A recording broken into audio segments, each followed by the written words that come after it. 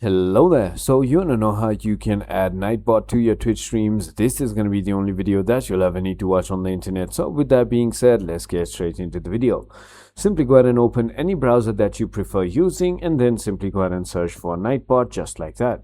Now simply go ahead and click on the first link, which will take you right over here, and then click on add to chat. All you need to do is simply go ahead and log in with your Twitch right over here.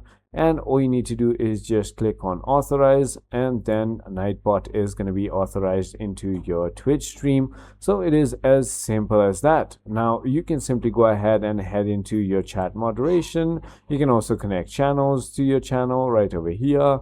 You can also head into commands, go ahead and add new commands if you want to. There are also a bunch of default commands right over here that you can play around with. There are also timers that you can go ahead and add. Chat moderation, of course, as I mentioned, blacklisted words, excess caps, a lot of things are right over here. You can also have song requests enabled right over here. So it is as simple as that. I hope this video was helpful to you. If it was, hit that like button and I'll see you on the next one.